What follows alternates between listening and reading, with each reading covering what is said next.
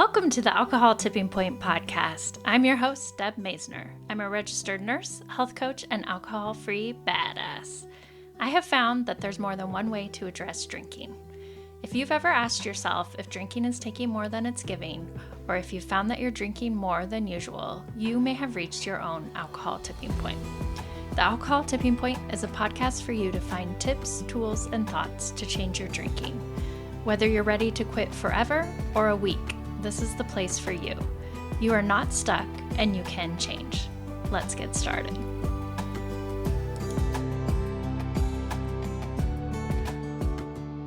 On the show today is Ruby Williams. Ruby is a certified alcohol freedom coach and owner of Freedom Renegade Coaching. She helps women after weight loss surgery or those struggling with disordered eating and drinking to break free from alcohol addiction. Living in Northern California wine country, she drank daily to cope with a stressful corporate job in the alcohol industry and the challenges of single motherhood. After weight loss surgery, Ruby found that her food addiction had transferred to alcohol use disorder. Now, 5 years alcohol-free, she combines personal experience, self-compassion, and evidence-based strategies to empower others. As co-host of the Feel Lit Alcohol-Free podcast and co-author of Overcoming Mediocrity Epic Women, she is dedicated to helping women achieve lasting freedom from alcohol. Welcome to the show, Ruby. Thank you. It's so great to be here. I'm thrilled to just have this conversation with you and get to know you better. It's so exciting. Yeah, to be here. Thank you. Same. I'm looking forward to knowing more about you and your story. Where are we finding you now? Because you've been in California. Yeah, I live in Sonoma County, wine country. Yeah, I was born and raised here. This is my home turf. And my stepdad was a winemaker. So wine and wine industry and wine country, this has like been a big part of my life. Yeah, and you said you had a corporate job in the wine industry too. What Yeah. were you doing in that?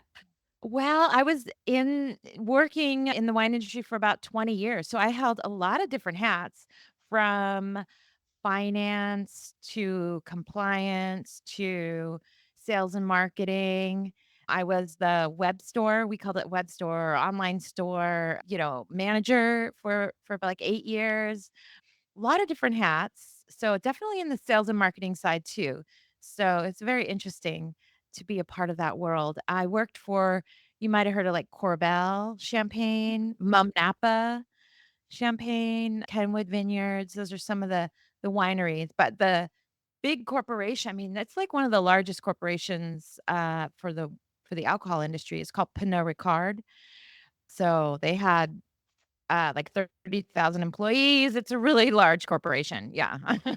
Oh, wow. So, Yeah, so stressful. you grew up in it, you were steeped in it, you worked in Mhm, it, mhm. and you developed a drinking problem.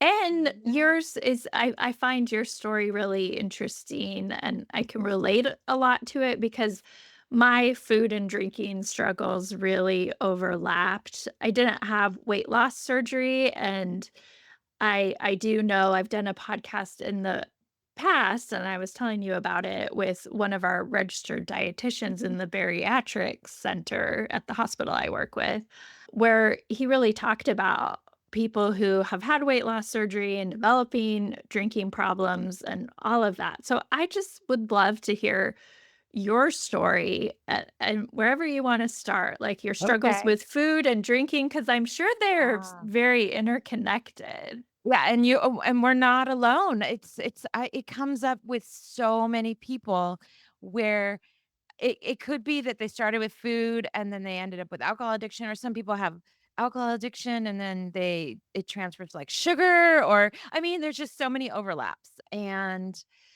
wow, so where do I start? Like I was born. No, I'm joking.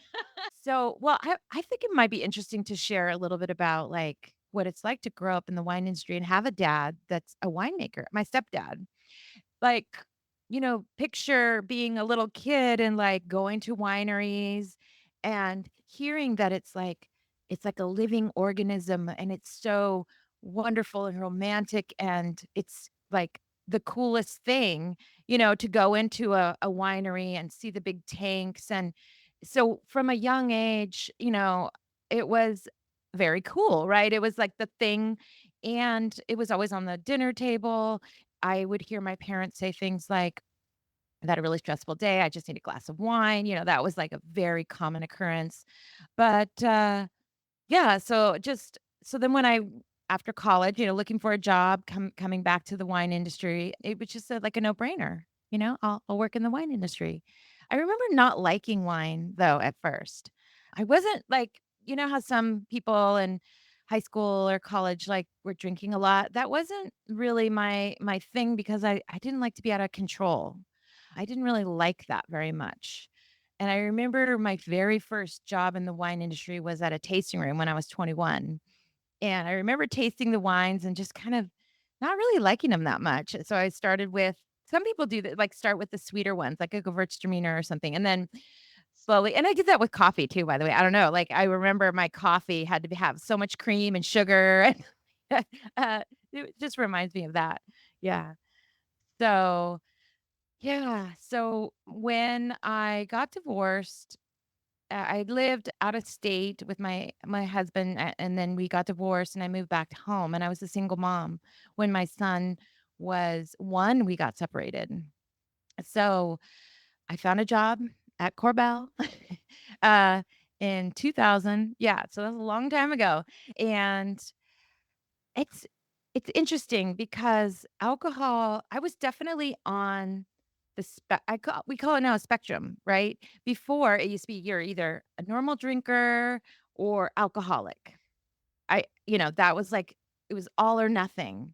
But now it's definitely a spectrum, and I feel so much, kinder, and there's it's such a different way to look at it now. It's taking time. This, alcohol-free movement and, like, the awareness and using different terms like alcohol use disorder or alcohol misuse rather or substance use disorder rather than just alcoholic. Because alcoholic it's labeling the person, like you are at fault. And I also have a problem with, on every bottle, like alcohol, wine bottle or bottle of alcohol, it says like drink responsibly. And, I remember that working in the wine industry, it was like required. You had to put that on everything because really it's saying, hey, the winery's not at fault if you drink too much. It's like, the winery's out of the picture. The alcohol's out of the picture. It's your fault if you drink too much. It's you but the nature of alcohol is that it's addictive. And everybody, again, even if you're drinking, like I say this phrase, like even if you're drinking just 1 glass a year, you're on the spectrum of you could end up having alcohol use disorder. It's progressive. It seems like most everyone, it's like this train, moving faster and faster. For me, it was like I could have 1 glass. And then I, had 2 glasses, and then it felt like, it just kept increasing. And what it was like, I guess, is it became what I call Groundhog's Day, where every day I would wake up and I couldn't believe, I had drank again because I swore every morning, "I'm not gonna drink again." And then I would feel, horrible, and I'd wake up and, like, vow, "I'm not gonna drink again." And by lunchtime, at least in the wine industry, you could have tastings. If you're having lunch with clients, you're already drinking by lunchtime. And then it just 1 always led to 2, led to 3. It went more and more and more. But I guess I want to segue into like my food part. So I would say like how I just described, I wasn't really drinking a lot, say in high school, but I was food binging. I would numb my emotions. My parents had gone through a divorce. There was a lot going on, and I would numb my emotions at an early age with food and eat and binge eating. And when I went through that divorce and then later a home foreclosure, custody battle, corporate job, like all of that, I gained 100 pounds in a pretty short like within a couple of years. And my whole life it was like Weight Watchers or trying crazy diets like did you ever try it's like maple syrup and lemonade? Have you heard of Oh, that it one had yet? a name, didn't it, too? Yeah. That one was horrible because I ended up gaining a lot more weight after that. Like, it seems like every time I would diet, I would lose, get to my goal weight, go off the diet, and then, gain the weight back plus more.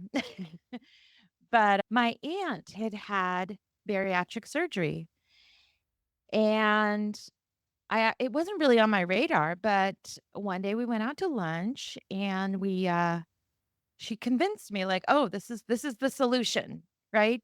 Because what it felt like in my brain now that I've had alcohol use disorder, for me, it felt the same. It felt like an addiction. Like my body and brain didn't know when I was full.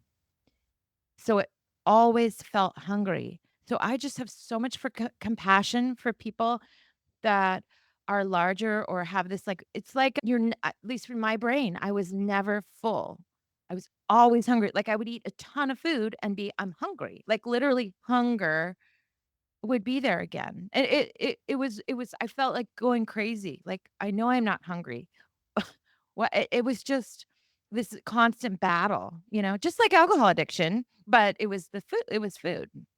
And I remember looking back at my journal, and I mean, the amount of food I was eating was crazy. It was like if it would popped in, like I would have, you know, donuts and coffee, and then an hour later, potato salad, and then an hour later, like a whole sandwich, even before lunch. And then if I was watching TV or something, say I was home and you see like a commercial for a hamburger, I'd want to go to a fast food restaurant. I'd go eat hamburgers, French fry. And then 2 hours later, it was like it was just constant. It was really hard. So my aunt had the same sort of thing she said, and so I had the surgery. And what's interesting is that you have all kinds of therapy session, doctor's appointments, and they do talk to you about alcohol, and they talk to you about I I lied. I just lied. I've always lied to doctors about my alcohol. If there was like I'm at a doctor's appointment and there was because I was always way over and I didn't want to admit that because again, alcoholic, that term, I didn't want to be an alcoholic. And so I would look at I remember I can remember one specific doctor's appointment where there was a poster and it said, women should have, I think it was one glass a day, like 7 drinks a week. I don't know. I'm making this up, but I can't remember the exact. And for men, I think it was double. It was like 14. And I remember looking and going, gosh, I'm probably having 14 a day, or something. But I just said, "Oh yeah, I just looked at the poster. I'm having 7 a week. Yeah, that's me." So, I wasn't even honest with myself. I think it might have been a little bit of a denial too, you know? But in these appointments before surgery, they they actually said you can there were 2 different surgeries that were options for me. One is called the gastric sleeve, and one's the Roux-en-Y, which is a bypass. And I made the decision to have a gastric sleeve. So a gastric sleeve is where they, like, cut your stomach and it becomes a long, narrow stomach rather so it's still a stomach there. A bypass where they actually bypass your whole stomach. And what what they told me was, "You can still drink alcohol in the sleeve, and you cannot drink any alcohol with the Roux-en-Y bypass." So I said, "Okay, I'm having the sleeve because I work in the wine industry. I need to be able to drink wine. This is what I need to, right?" So I had this sleeve and I lost all the weight pretty quickly. I lost about 120 pounds within that year. And it's really quick because think about it, you can only eat maybe a quarter cup of food, at first. Your stomach does stretch a little bit, but you can drink, water. Not a lot, but you could say sip water all day long, right? You can have liquids. It doesn't feel that full, uncomfortable feeling with liquids as much. So you can have alcohol. And what I realized is I didn't work on my mindset. My mind still wanted to numb and emotions, and my mindset hadn't changed at all. And once I discovered that alcohol even felt different in my body, I'll try to describe it. Like before the surgery, yes, I felt a buzz or whatever that buzz feeling was. But after surgery, because first of all, there's different stomach enzymes in your stomach that aren't even there. It goes right into your bloodstream. It literally felt like a huge burst went right into my bloodstream instantly. It was like within 1 minute or something, you would feel it. The problem is it would go away so fast, and you could drink pretty quickly. So you would what maybe would take an hour to drink a glass of wine, let's say, you would drink a glass of wine so quickly within, you know, 20 minutes or 15 minutes. I don't know, very quickly. So then you would want that second glass because your buzz went away. My alcohol use increased so rapidly after weight loss surgery for so many reasons. It's physical, mental, and physiology. The how your physiology is. So the statistics are, if you look it up online, it's like 1 in 5 people after weight loss surgery have alcohol use disorder, but I actually think it's much higher than that. When I look at some of my friends, I'm in my bariatric group, I think it's higher. I think it's half or even more. It might even be like 75%. It's a very high number, I think. And it makes sense when you think about the mindset as well as, your body and then the size of your stomach and that you can drink liquids.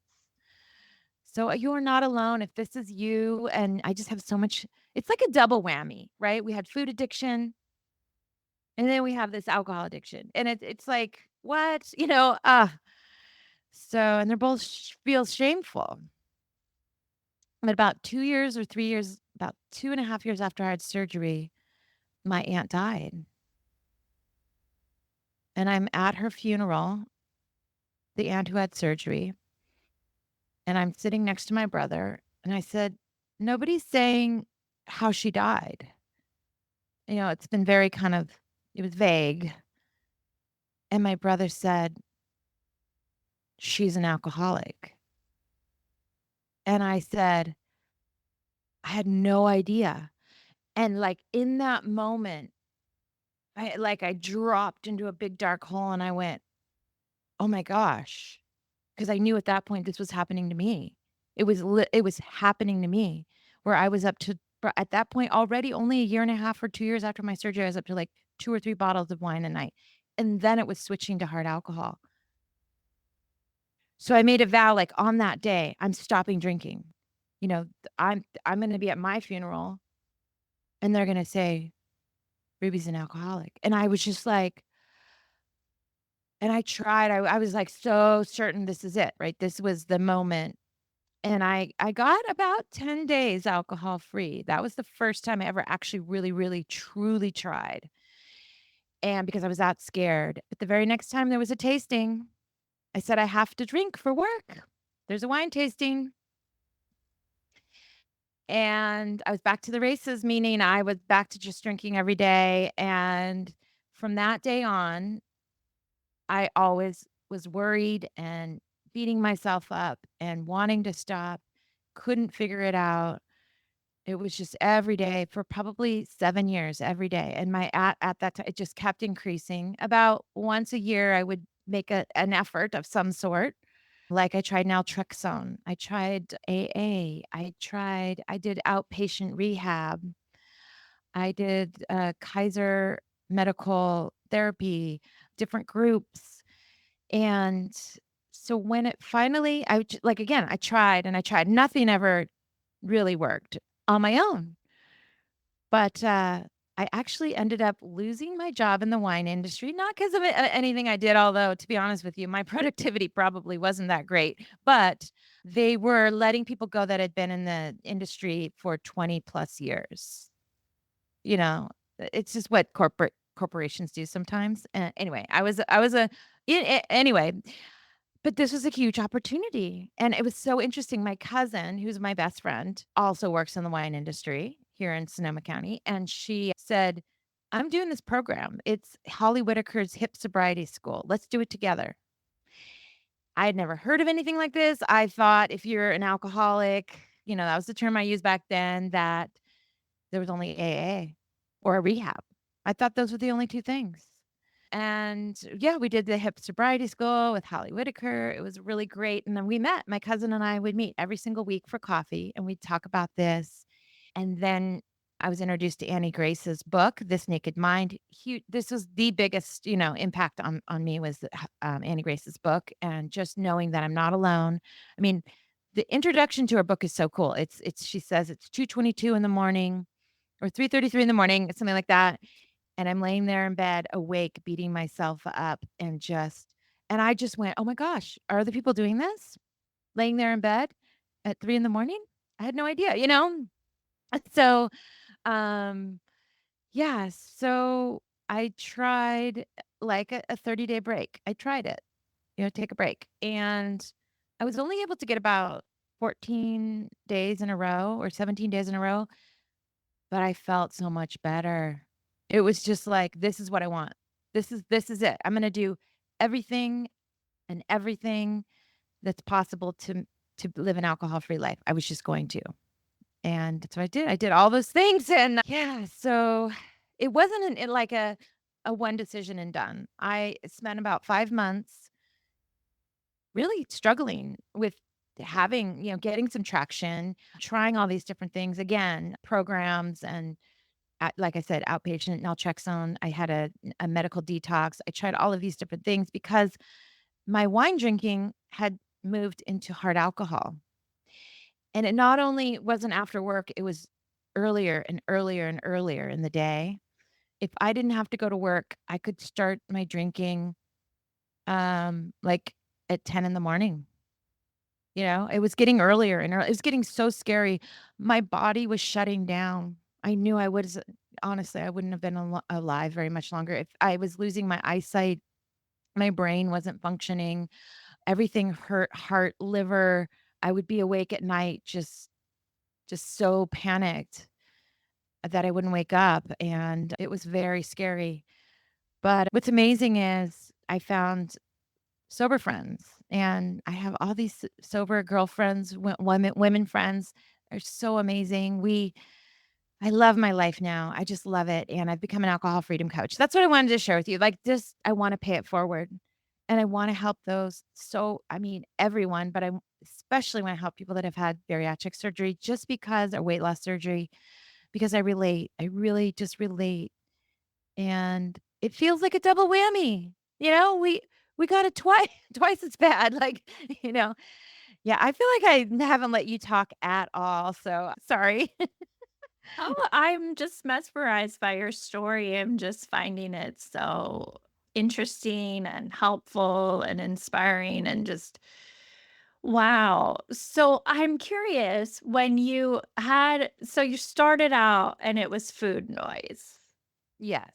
And then you had your surgery. Did the food noise go away and then it was just replaced by drinking noise? Did the surgery take care of the food noise? It did in a way because you it's like you cannot it's physically painful to eat any more than, say, a quarter cup, and then maybe it was, like, a few months later, it might have been a half a cup of food at a time. It's just you cannot I changed it around food in that I actually can appreciate one bite of something and know and I also can appreciate and know that on a quarter cup or a half a cup of food, I was fine, meaning I had energy. I could, you know, I was eating so much quantity. I found it very interesting that a human body can survive on so much less. I mean, I was very, very cautious on how much protein. There's a whole protocol after weight loss surgery. You must agree to have vitamins and, you're looking at your amount of protein and vegetables. I became keto just because to me, this is my own personal preference, but I wanted to have high protein, high good fats, lots of more vegetables, and less of the, like, breads that are just kinda empty calories, in my opinion. This is just my opinion, but so yeah, I think it did. I think it really helped, but when I introduced alcohol, guess what? I would eat more. My stomach started stretching. I forgot this part of my story. I gained about 80 pounds back by drinking alcohol and then going back to eating horrible foods, meaning horrible, but the foods that are like crap foods, like, I call them frankenfoods, packaged foods or fast foods or yeah.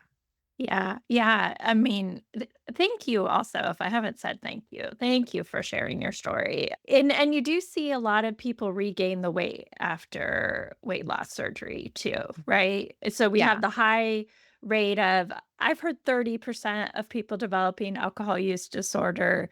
You like in your experience are seeing higher numbers and then we're what are the numbers for people gaining the weight back? Do you know? Oh gosh.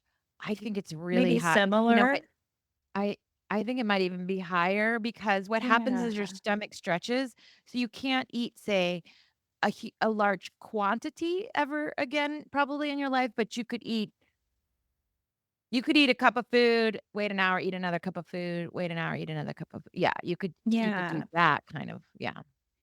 And I just think it's so interesting now too. You brought up naltrexone, which is the medicine to help reduce alcohol drinking cravings.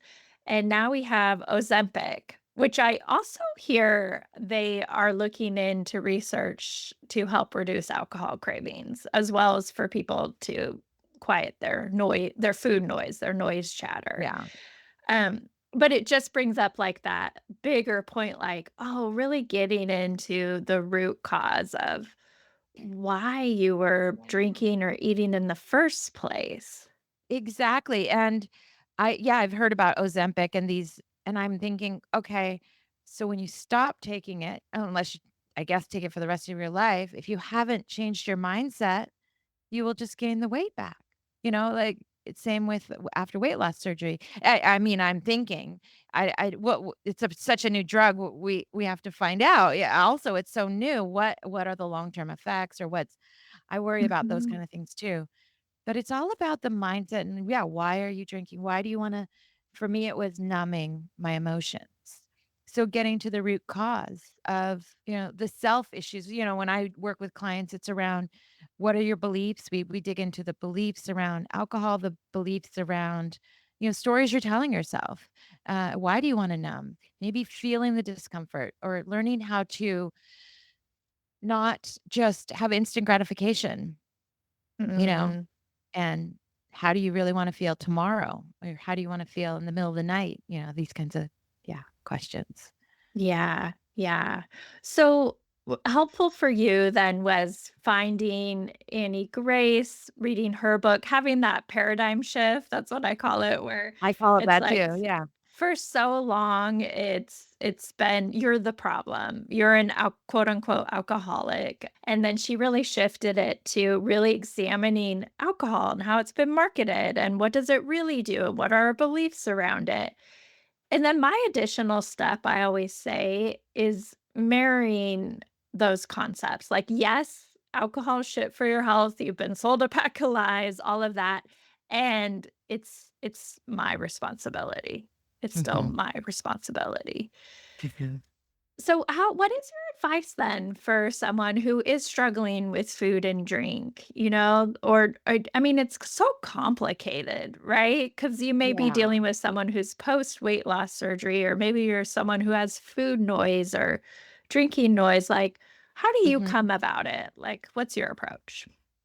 I like to find out first what I would call, like, the big domino, and for me, it was alcohol.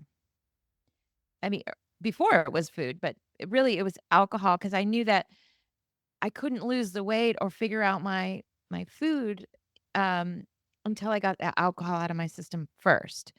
So, how I work with people is I kinda say anything but alcohol in the beginning, ABA, like, anything but alcohol, go ahead and have that ice cream or because what happens to a lot of people is their alcohol cravings, might turn to sugar cravings for a period of time. That's what I've noticed with a lot of people I come across. And what can happen is if you say, okay, I'm going to stop drinking alcohol and I'm going to lose weight and I'm going to exercise every day and I'm going to learn how to meditate and, and it's too much. So one thing at a time and kind of introduce it slowly. You know what? It's unique to every person what kind of tool work, but there's so many different tools from breath work and journaling and then when I work with people, it's really a lot about mindset and then feelings. Those are the 2. So how do you feel in your body?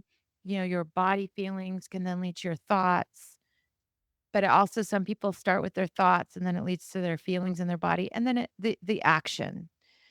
And we have so many thoughts during the day, thousands and thousands and thousands of thoughts, and we don't get to necessarily choose our thoughts, at least they're automatic until we become aware of them. Once we're aware of them, we can start to address them. And what I call them is like kind of like little reframes, right? If you're having a lot of negative thoughts or thoughts around cravings, awareness is really key. You cannot change something until you're aware of it. I mean, in what I believe. And then coming at it with self-compassion, huge part of coaching is self-compassion and grace and then sharing vulnerably. Sometimes when I'm working with people, they haven't shared, you know, I'm sharing right now really vulnerably, but a lot of times it's hard to share even with your closest best friends or family. Those are the people, in fact, that I told last about my addiction problems. You know, I wanted to put on a front of I've got everything under control, you know, but slowly you can share. Sometimes you need someone to share. I really think it's really a good, you know, that's why these communities, these like alcohol-free communities are so helpful is you can share, relate, and yeah, did I answer your question or did I go off on a tangent? I think that was helpful. Yeah, yeah. I think you were saying, find your big pyramid and if it's alcohol, and that was for me my Mhm. biggest thing. I'm like, I got to stop tying drinking less or not drinking to weight loss. Like I need to Right. just like you're anything but the alcohol, the ABA. I love that. Is so helpful and coming at it with the compassionate approach is Mhm. wonderful. I'm curious about the wine industry. Now you're out of it, but like you still live there. You still get Yeah. emails. You shared at Sober in the City in Seattle an email from the wine industry. Like, what has their response been? Like, what's going on in that world now? Because you still kind of are around it. Yeah, do you want me to read that email that I Yeah. shared at Sober we were so that's where I met Deb was at the Sober in the City event in Seattle. It was a few weeks ago, and I'm just looking for the email now. Let me find it. So, yeah, let me read this email that I got. It was so crazy the way the alcohol industry is looking at this alcohol-free movement. So, they said that they were having a conference, and the focus is on one of the most this is in quotes now, "One of the most pressing topics within the wine industry day today is the anti-alcohol movement." And this session will review a recent consumer research study detailing the challenges of attracting new wine drinkers and the misinformation propagated by anti alcohol lobbyists. I believe that any reasonable person who has been following the news cannot help but see that the wine industry is in danger. And when the World Health Organization says that no amount of alcohol, not a single drop of wine, is safe, it's time to pay attention. So, additionally, our panel will provide viewers with a better understanding of the challenge facing wine from the neo prohibitionists, introduce new consumer campaigns, and offer tools and inspiration to push back against the rising trend. So, wow. Yeah, when you said that, I was like, I know, like, so yeah, it feels like a fight, like putting up your dukes, which I never thought about it like that. In fact, I had lunch with a cousin of mine who works in the wine industry, and yeah, it felt like a fight or something, and I'm like, "No, I'm just helping people that have alcohol misuse, alcohol use disorder, become free from alcohol." Yeah, words like lobbyists and Oh, it anti-alcohol, neo-prohibitionists. It's interesting. I feel like it would almost be like tobacco farmers realizing like, this is bad, like, I'm making cigarettes. I don't know, yeah. I can't imagine the mixed emotions that kinda go on in Mhm. the wine industry, which is filled with, I'm sure, a lot of, like, families and farms and tradition, and, it's like, wow, we've really been cultivating this product and selling it, and now that, research is showing that any amount of alcohol is harmful for your health, and so that's gotta be it's just an interesting time we're in. It is. I mean, I feel for them. I think honestly, I went to an event. I'll share with you. It's kind of ironic. I went to one of these events. It was about 2 years ago. I got a booth. It was a wine industry event, and I actually promoted alcohol freedom coaching at this booth. Wow. And let me tell you, it was so interesting. Most of the people were like kind of double taking. What I noticed is I got a couple of my alcohol-free friends to help me, and what we noticed is we kinda sat back and looked around, and we said, "Everybody looks kind of dull and gray and a little bit hungover," or like it was so interesting, and when we looked at ourselves, we were like, "Wow, we look vibrant and, almost, like, glowing." It was very obvious, actually, when we started looking around, and that's because it's but they said that they need this. Like, I talked to a lot of my winemaker friends, a lot of people that I worked in the wine industry. They do need this. They need more information. Or what I said to everyone is, "Why not make an AF wine? Get on board now. Get on board now and early." Because this AF wine industry or the NA beverage industry is is going to be a billions of I mean, it is on the rise. And so that would be my suggestion. It's not like a fight, it's more, how can we work together, you know? Maybe make have options, other options. Yeah. Yeah, Well, yeah. what do you think? Yeah. It's so interesting to me. Well, I'm like, "Am I anti-alcohol?" And I think I kind of am. Like, I am anti-alcohol like I'm anti-smoking. Yeah, I think it's a really good analogy or, comparison, the cigarette industry and the alcohol industry, and I do Yeah. think we're going in that direction.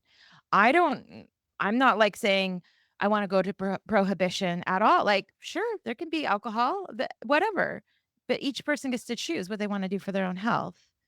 Mm. Right, right, and I just think so that they're aware, and I think also, like you said, they need this. Like, this is probably the wine industry is probably full of a lot of people who do wanna change their drinking, and they're stuck, and they're like, "I don't know how to do this. I don't know how to." I don't see a lot of examples of this. Like, how do I unwind myself from the It wine was industry? Yeah, I mean, I shared a little bit of my story, but I mean, I can share again, like, it was to detangle my identity. I literally was like, Ruby, who works in the wine industry. It was, like, so tied together. I was the one that brought wine to everything. I was the one that was the party girl. So it felt like I was a hypocrite, you know? "Oh, so now you're not drinking?" And I've it took so long for me to detangle. It probably a year or more of really working on my identity, my beliefs, and detangling all those stories. Like, I am Ruby who works in the wine industry. And then I had to find a different job in a different industry. And now I'm a coach, but like it was a mind like F. Like I was like, how do I do this? How do I detangle myself?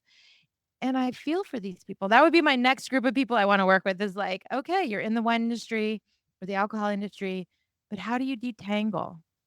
Mhm. Yeah. Yeah, and I think having places where you can start by practicing not drinking, where you can start by, not having to go all the way in, like AA, not having to declare, "I'm never Right. gonna drink forever, I'm an Yeah. alcoholic." Like you said in the beginning, like, labels have changed. It matters so much that it's Mhm. alcohol use disorder and it's on a spectrum, and it can happen to anyone. Anyone. Yeah, and my program, you actually do not stop drinking right away. You actually continue drinking as normal, but you become aware and curious and build that self-compassion muscle. And then you learn all about your beliefs and the science and then when I work with clients, we start with maybe one day or a weekend. Mm, And then eventually we try to like lengthen the goal if that's what they want to do. But, you know, I think it's brilliant to just, especially for people in the alcohol industry, to just say, learn how to control alcohol. Don't stop, but learn how to control alcohol and try it. In fact, I have a wine-free weekend guide. That's my when you go to my website, it's so try it for a weekend, you know? yeah, yeah, One weekend. and it's almost like you're dating the alcohol-free life. You're trying, Yeah. especially like you said, if your identity is so wrapped up into being a drinker, whether you're in industry that drinks or not, like, it's so hard to change, so just being, gracious about how we change is Mhm. gonna help you in the long run so much. Exactly. Yeah. Yeah. Yeah, I Well, mean oh, go ahead. Sorry. no, yeah, I wanna hear. Oh, just what made me think about it was it was a process, like, I had all my stemware, and I had all T-shirts that said "Rosé all day," and I had you name it, I had, napkins that said it's 5 p.m. somewhere, and placards, and all that. It was a lifestyle, right? And I would post on social media. When I think back, it's so different. And I actually remember there was one lady who I think I went to high school with who was going alcohol free. And she would post like, I'm 6 months alcohol free and then I'm a year alcohol free. And I remember just that was what I wanted, but I didn't know how to I didn't know I was in denial or something and just like I can't do it because I'm in the industry. Yeah. Mm, and you did it. You did And it. I did it. Yeah. And now I'm helping others and on a podcast like this. I can't even believe that. Like And you have your own podcast, and you have I your own do. stuff. So how can people find you, Ruby? What a great question. My website is or my business is called Freedom Renegade Coaching. And why I chose the word renegade is like going against the grain, you know, being a rebel. I think being a badass, like I feel I resonate with all those kinds of words. So, and my podcast with my co-host Susan Larkin is called Feel Lit, Alcohol Free. And like lit for hundreds of years meant, drunk, get lit. But it now means, living free and energized. And so, how do you feel when you're alcohol free? You feel lit, you're energized and free and, happier. And I love it. I love the words you chose. The Yeah. alcohol the Feel Lit alcohol-free podcast, Freedom Renegade Coaching. Yes, that's so badass. I'll definitely put the links in the show notes. Yeah. Yeah, just thank you so much for coming on and sharing your story. I'm sure it's gonna help a lot of people. I really appreciate you being vulnerable and sharing your story, and then just all the hope and help you offer. Thank you so much. This has been so fun. Yeah. Thank you so much for listening to this episode of the Alcohol Tipping Point podcast. Please share and review the show so you can help other people too. I want you to know I'm always here for you, so please reach out and talk to me on Instagram at Alcohol Tipping Point and check out my website, alcoholtippingpoint.com, for free resources and help. No matter where you are on your drinking journey, I want to encourage you to just keep practicing, keep going. I promise you are not alone and you are worth it. Every day you practice not drinking is a day you can learn from. I hope you can use these tips we talked about for the rest of your week, and until then, talk to you next time.